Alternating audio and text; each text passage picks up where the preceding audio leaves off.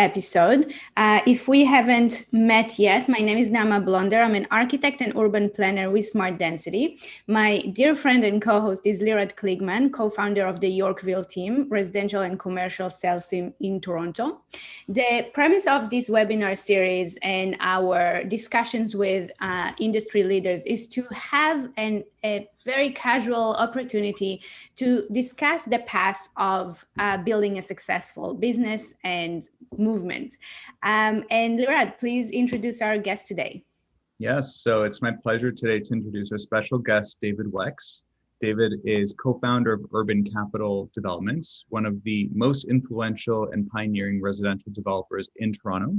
Since his early development days in the mid-1990s, David and his partners at Urban Capital have delivered over 4,900 condos, with another 3,900 now under construction and several thousand in the pipeline, totaling over $4.4 billion in development. Known for constantly pushing the envelope in design and functionality, Urban Capital is a true case study of doing business differently and doing it well. So, thank you so much for joining us today, David. We're super excited. Why don't you just start off by telling us a bit about your background, sort of where you came from and how Urban Capital came to be what it is today? Well, first of all, thank you for having me. My background, well, my family's from Ottawa. That's the first exciting piece of news. I've been in Toronto since university. I went to law school and worked for a year as a lawyer, which I think was a good basis to, it wasn't my favorite job, but a good basis to get going. And started Urban Capital in the late 90s with my partner, Mark Reeve, who was a little bit more senior and came from the commercial real estate development background. And we started in Toronto with I'm sure you might go into it, a small project in the late 1990s called Camden Loss, which was very seminal. One of the first, if not the first, residential development in the Kings Spadina area of Toronto. And then grew from there. Big picture our trajectory has been through other cities. So we started in Toronto, but we also went to Ottawa and Montreal and developed there, then came back to Toronto. So here we are. Great. And so before that first project, you had an interesting introduction to development. I remember reading that you started on Camden Street before the entertainment district was even close to what it was today. It was a sleepy area. So what prompted you to decide, let's do something that no one's ever really done before and take a risk? Well, I had a sort of agenda with development for sure, and bringing urban density to the urban core. At the time, the 90s were brutal, totally brutal in terms of development. It was good news to start out at that time because it couldn't get any worse, and there was no one competing with you. So that was good news. Bad news is absolutely no one was interested in doing any development. So it was dire. Camden was dire. It was really sleepy and dusty. And actually, if you went into the old buildings, they were actually still being used for, the apparel industry, and had rows and rows of women working. It was a bit of another time and era. But I like that part of the city. I lived in that part of the city, and it's sort of like other cities, for sure, many other cities, more sophisticated cities had those areas developing. So I was interested in that downtown core. At the time, also, the city was opening up the two Kings, it was called. So King's Spadina and King Parliament were really derelict. Nothing was going on because they were post-industrial. City at the time, Barbara Hall was the mayor, was experimenting with allowing residential usage. We actually, Camden Loss project was brought in before those regulations were changed. So we had to get special approval from City Council. So I was super interested in that and getting a project going there. It took a long time to get it going. It was a long haul. So it's probably started in the late 90s and finished in the early 2000s. Right. And so that was on the development side. And what was it like to get purchasers in the front door and get them to accept an area that just has no precedent to it? It was a long haul. I think Camden was 48 units or something like that. It took 2 years to sell at $195 a foot. $195 a foot. It's crazy. Brilliant. and no one. I still own a unit there. I own a great little unit there. I'll never sell it, but it was a very cool building. You had the time to really think about unit plans. You worked with Ciccone Simone to come up with very innovative plans, most of which I still use today. Core Architects did another architecture firm, David Olson. We had a lot of time to blue sky, a lot. Well, I read an interview you had with I will post it in the chat, guys, in a moment. And you're describing the early 90s, and today's market is the completely opposite, right? What advice would you give entrepreneurs who are starting now, or what do you think you had to do if you were starting today in today's market? Well, I get asked that a lot. I don't really know. There was no chance for me to get a job. Like getting a job in this. First of all, I left law probably in the early '90s, and there was a number of years where I did pretty well nothing. But at the time, there was one company that might have hired someone like me. It was just not possible. So finding your own site back then was easy. Finding the money was hard. Very opposite of today. I actually met someone who knew the family that owned Dundee, and they actually, which became Dream, invested in this project and eventually, did it. That was lucky, super lucky. Now finding the money is not hard. It's finding the opportunity. So either you're going to do one of two things. You're going to go and get a job in a development, and that suits a lot of people, and there are jobs available. We've hired in the past people who are starting out, or you're going to just go for it. Hopefully you have some source, because you need more money now than you needed back then. Hopefully you have access to some money. You don't need much, but it's not easy to tie up a piece of property. Certainly in downtown Toronto, we don't tie up properties right now in downtown Toronto. I mean, that's over for us. It's very, very hard. But maybe in some outlying area, where we have a partner, a woman, Sherry Larjani, who has gone out there, tied up properties, and with her own bootstraps, pulled herself up and done projects. So it is possible. You find some money, you find a site, and then, once you find a site, then finding if it's a good site and a good deal, you will not have trouble finding partners to do it with in today's market. So back then, huge amount of site opportunity. You could buy any site, but not a lot of money and not a lot of demand. Now the inverse. Yeah, thank you for that. That was great advice. You mentioned the local market, and over the years, you definitely expanded into new markets. This is a big part of your company. Because we had other guests who described it as a horrible experience, going to new markets. Real estate is very, very much like hyper local, and their advice was don't do it. What can you share on revealing new markets, going west, going south? What advice do you have? We haven't got. We actually went south going west, as it turned out, but the west was not a big profitable venture for us. We had one very successful project. They're a super successful project, but the market right now in the west, not I wouldn't BC for sure, but the prairies tough right now for obvious reasons. The project we did in Saskatoon was hugely successful on many levels.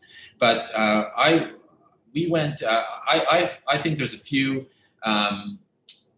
ways in which a mid-sized developer can work in other markets. I think it's pretty important to understand. The first thing is we have a product. So we have a very specific product book of what we deliver. We don't spend a lot of time in meetings and design meetings. We find a site, we launch the project, and we deliver our product. So whether it's Montreal, Halifax, suburban Toronto, Edmonton, it's really the exact same product. What you're delivering in the suite is the same. So that makes it relatively easy to conceptualize a project. The other thing that's very important is we always have a local partner. So we don't do a project without a local partner.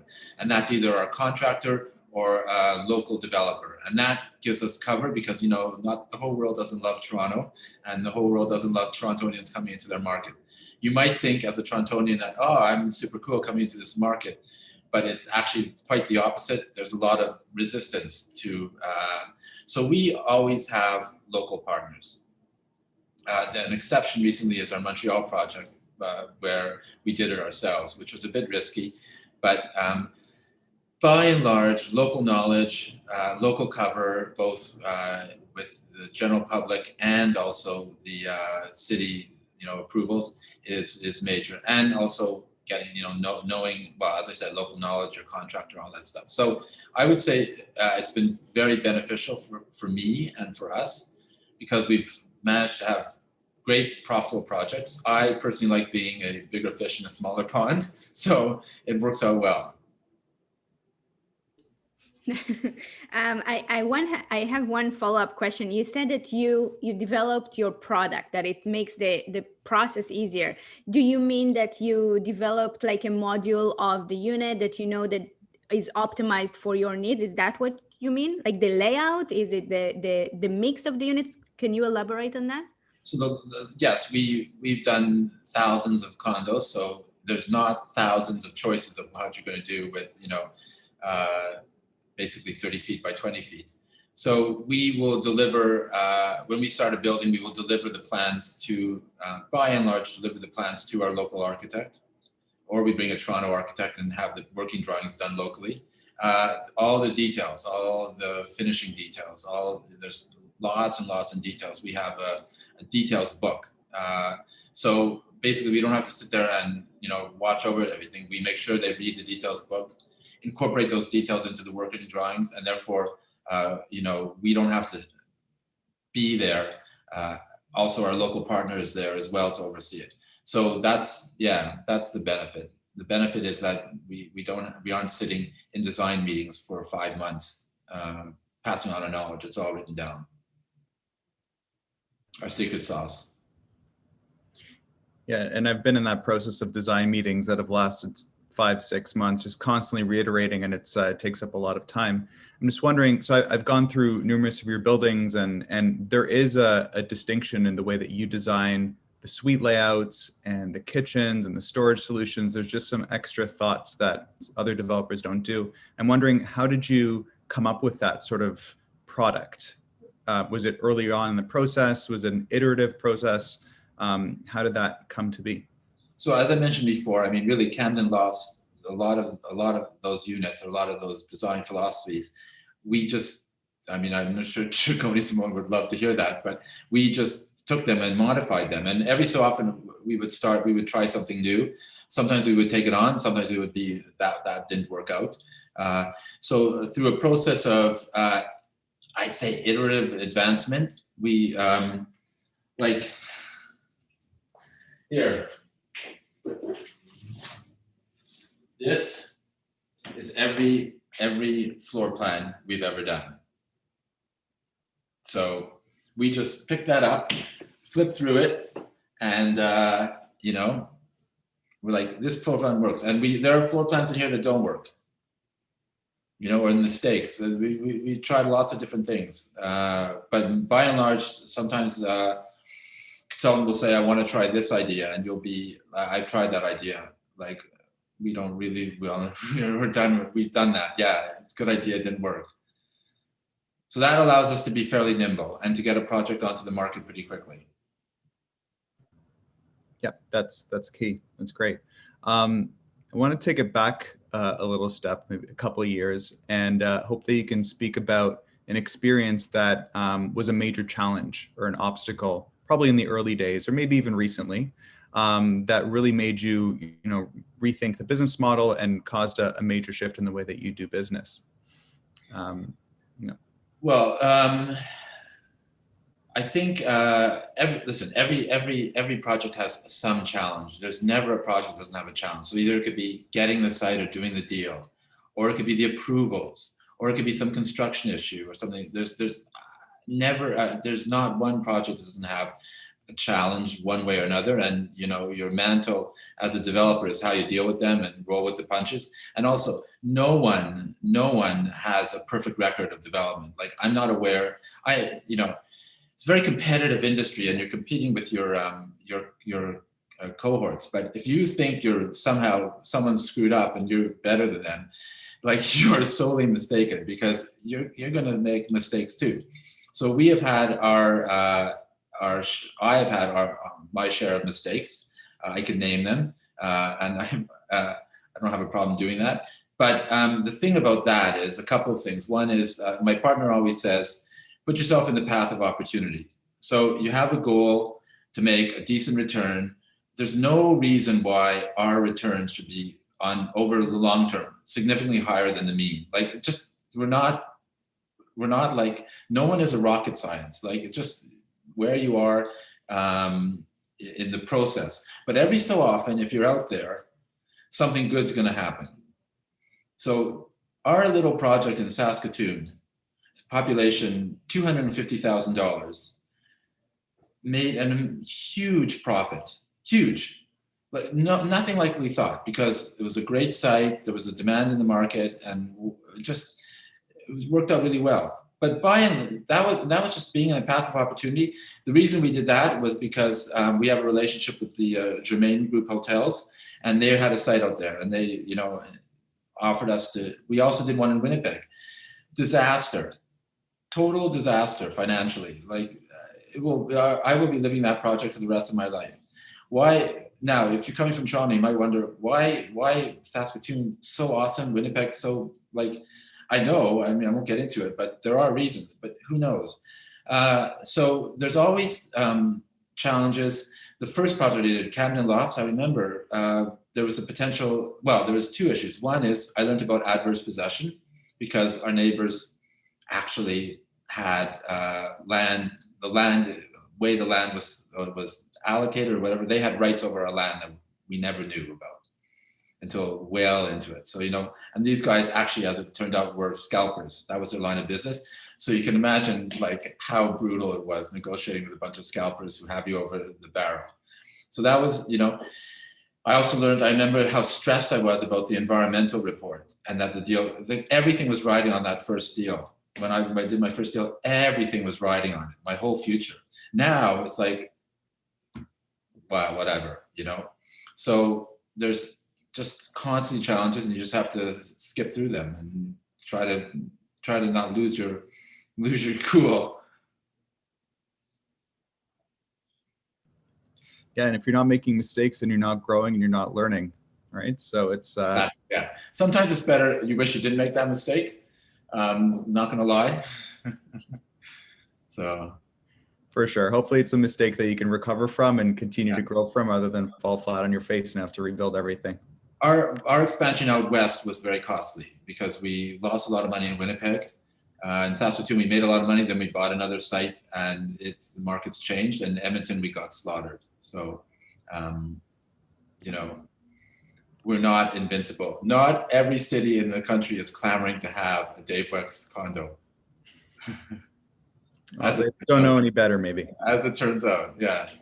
Our project in Edmonton was brilliant. It was with the Germain Group Hotel. It was awesome, the greatest. But the market was, you can ride the wave when the market is good. If the market's not good, you could be the most brilliant thing, but it's not going to happen. Right.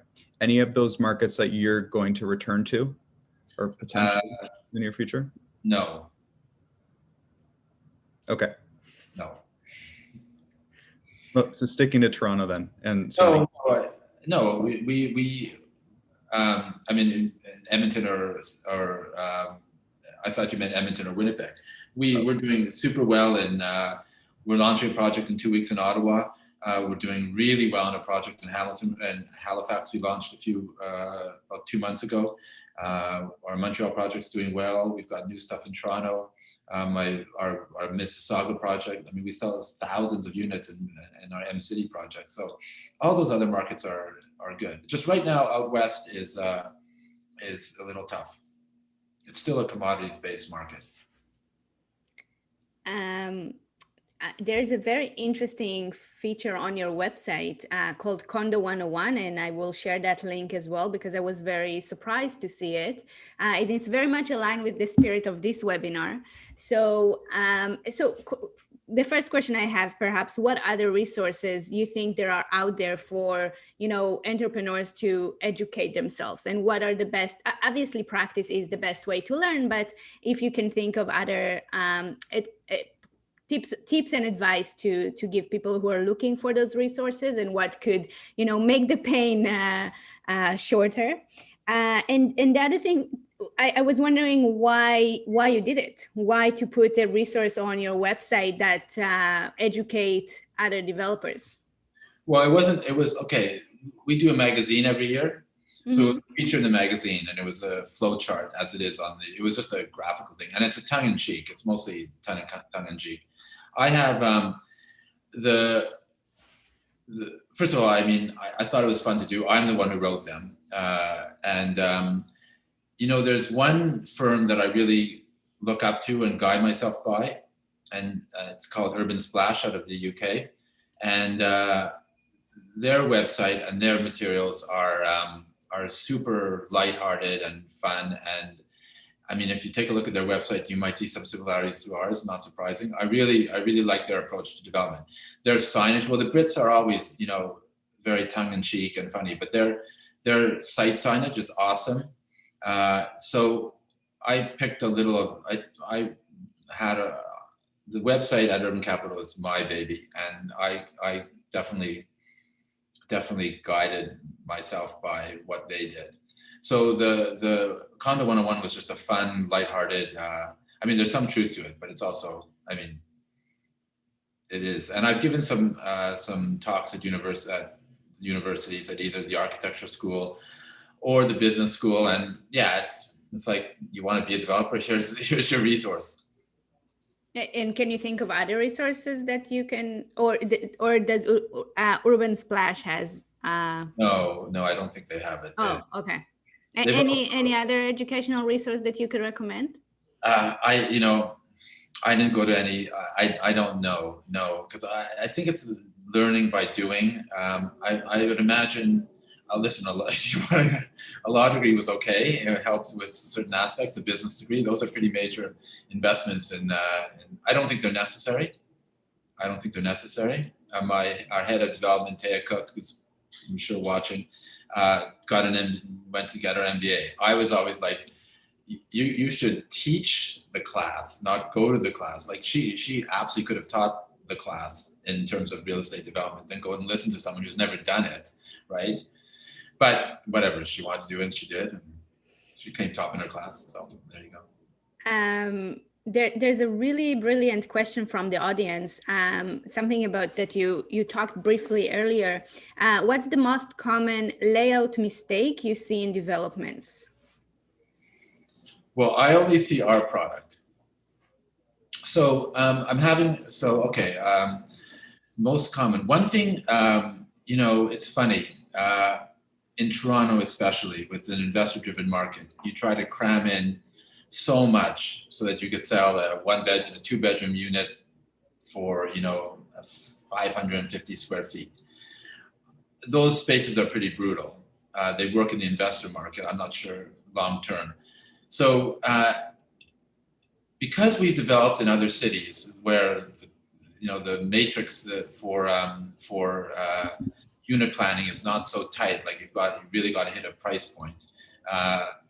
We're more open to having some spaciousness. Like in Camden Lofts, we had a 928 square foot one bedroom. I mean, that was 1996, but it is the most brilliant unit. Like, it's so awesome. But we have a certain philosophy of design. I have, so all of our buildings, for example, have a more industrial feel to them. So the style is exposed concrete ceilings, exposed concrete walls, sliders. They actually are fairly more expensive, but they open up the space a lot more. That was, I guess something that we started with Ciccone Simone and have really kept on. In terms of mistakes, It's hard to say. It's hard to say. I can't really think of anything other than for me at least, it's a collaborative process, and our brokers are involved, but we don't hand off the whole thing to them. Certainly, if you're looking in Toronto to launch a project right now in the city center, and the goal is to get the most number of units and the most amount of stuff in that space as possible. And you might remember we did a project called Smart House, where we did super small units. They were like 250 square feet. That was a very interesting process, and it did very, very well. But it's not, there's elements, the kitchen, for example, the kitchen in Smart House was brilliant. And it's what sold the project. In 10 feet, everything was there. But I wouldn't, I've taken elements of that going forward. Our kitchens really grew out of that. That was iterative development, but we haven't really done more of those 250 square foot units. What you might find interesting on that point is our Cubitat project. I don't know if you saw that on our website, but that was a concept for the interior design show a number of years ago. And that was your entire condo in a box. And it went viral around the world. It went crazy. In the end, it was totally unfeasible proposition, but it was very cool. So yeah, so I can't think of one one typical screw up in particular. I think the whole purpose of designing units is you should have a good architecture, a good architect, and your brokers working collaboratively. Those are wise words. Okay, noted. Not that we do that. Not that we do that. We don't. We look at this. Yeah. Well, it works, right? You figured out a product that works. Got it. And I want to. So we're just nearing the end of our webinar here today. Wondering if you could leave some parting words about what you see the future of Toronto is, and where the opportunity lies in development, and how that relates to your vision for urban for your company. So, well, okay, yeah. A couple of things. First of all, I do think that the pandemic and the impacts of the pandemic are more transitory than permanent. So I do think that we will for sure work from home a lot more. I know I will, and I think everyone, and I think we'll have the capacity, and we're used to it. But I don't believe that the urban centers are doom and gloom or anything like that. I don't think that's going to happen. I think, though, that for developers like us who are not going to spend $250 a buildable foot for land that's not approved, which is what you need to spend to get a site. Like I think for us, the innovation is now in the inner suburb, not so much the core, because when I started, no one was in the core, right? No one was building the core. Everyone was building in the periphery. And that's where all the major developers were at the time. We were in the core, and a few others that are well known. Then, obviously, the mainline developers, the traditional development companies, saw the success that was happening in the core, came downtown, and now have really committed to the downtown. To a certain extent, it's become the norm, and where the really areas to add to the urban fabric and to add to the urban conglomeration is no longer the core, which is healthy and doing fine and dense, but the places that were built in the 50s. So we have a number of projects there, whether it's Etobicoke, we have 3 projects there right now, or where transit is coming in a lot. Those areas are where you're going to find a lot of population growth and a lot of opportunity. And the outer with the green belt, the constraint on growth is good. But I think for us, that's where we're going to be focused for the next little while. So gold nuggets of wisdom right there. All right, well, that's a wrap. So David, thank you so much for joining us today and sharing your wise words and years of experience, and also for being so humble and true to yourself. I think that's really also transcends into the company and the sort of product that gets delivered to the market. So thanks again very much for joining us today, David. And thanks everyone else who joined us on this webinar today. And we just want to mention that our next one is on Tuesday, March 23rd at 11 a.m. And we've got Dermot Sweeney founding principal of Sweeney & Co., joining us that day. Should be quite exciting. So thanks, everyone. Have a great day and see you again soon.